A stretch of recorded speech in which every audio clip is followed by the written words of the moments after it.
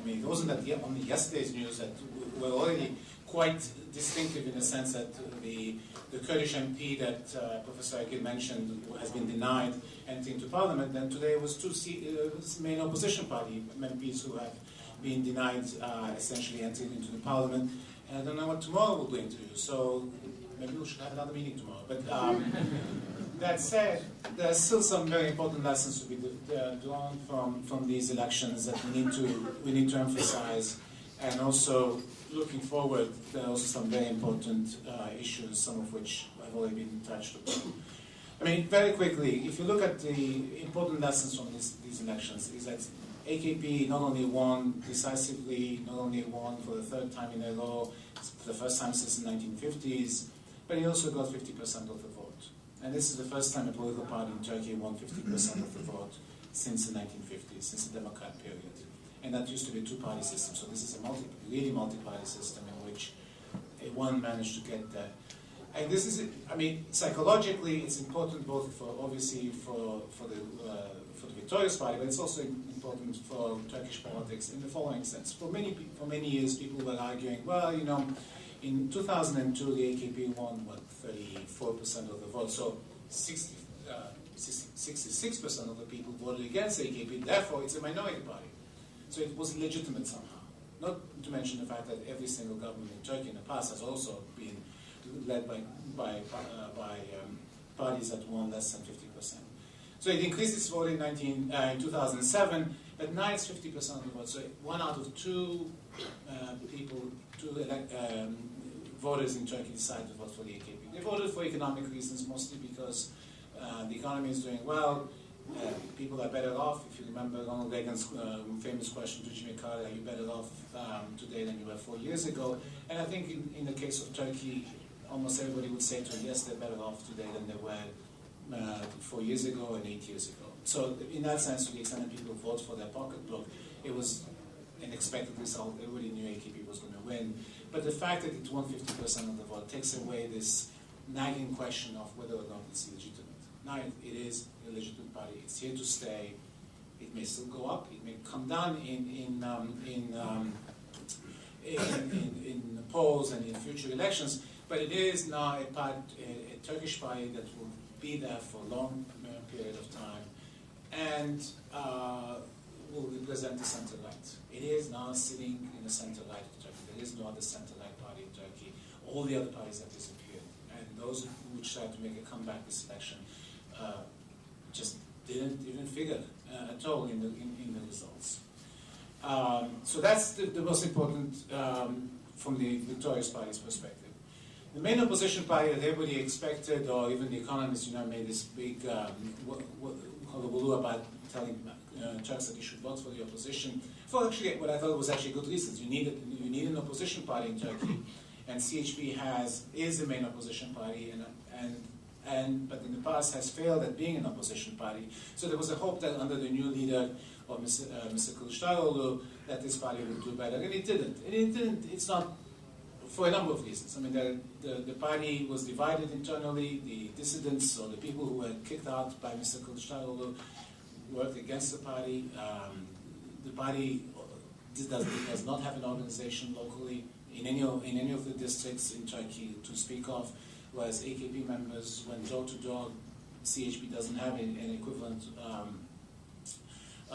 equivalent organization.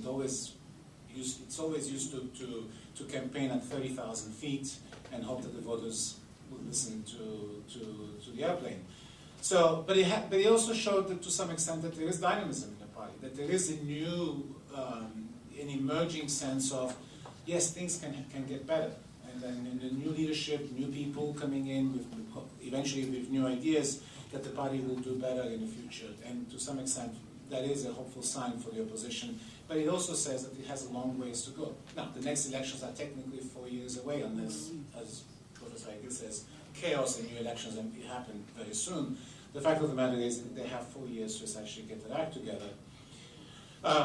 The other big winner, of course, were the Kurds in this election. And we should not underestimate. They won 36 seats. We'll see what happens with this MP that has been denied a seat. But the fact of the matter is, you have to understand, the Kurdish party worked under tremendously difficult conditions.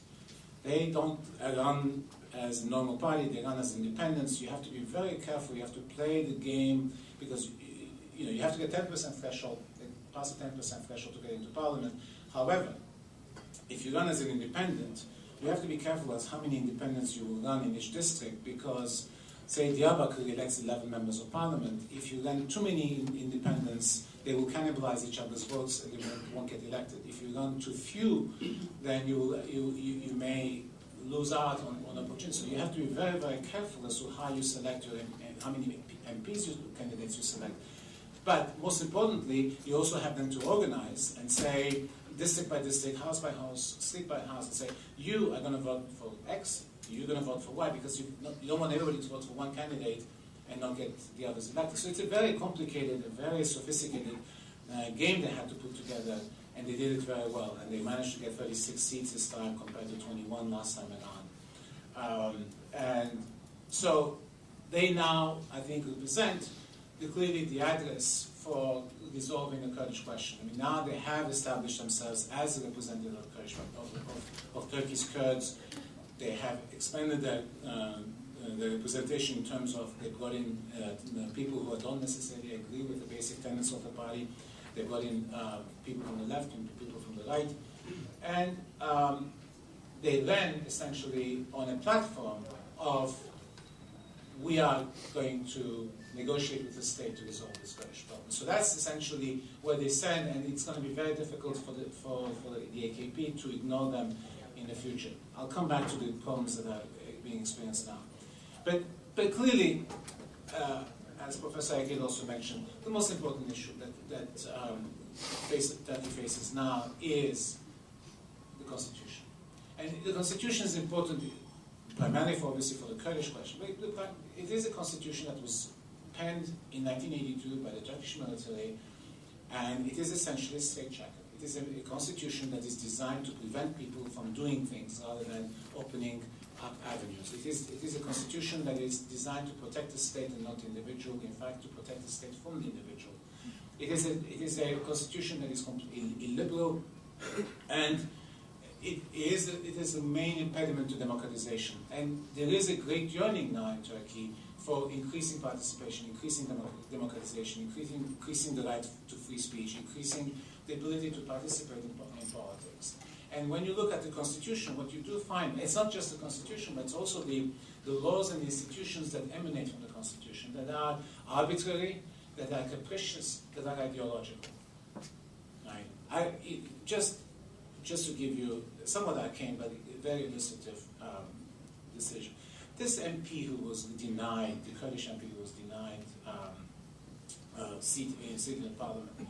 The irony, of course, is that the Supreme Electoral Council, who had tried to prevent him from participating earlier before the elections and then had to reverse itself, now used one article of the Constitution to deny this guy who won an election his seat. But the article that it used is the article that says somebody who has been convicted to so many months in prison, blah, blah, blah, cannot present himself or herself into the elections. I mean, cannot present himself as a candidate. But the guy, the Supreme Council had already approved him before the elections that he could run for the elections. So it is acting retroactively. But there's another article in the Constitution that says, yes, you can deny somebody who's elected, you can prevent them from becoming, but it doesn't specify under what conditions you can deny a person a seat in parliament. So the Constitution itself is messy. The institutions that come out in that the Supreme Electoral Council is essentially a body that is mostly an ideological information and doesn't really follow the rule of law. So the Constitution has to be changed, not just because of the Kurdish question, but mostly because of democratization and bringing the rule of law and a system of justice in Turkey that is for everybody. The Turkish justice system, I like to say, the Turkish justice system is to justice what military music is to music. Yes.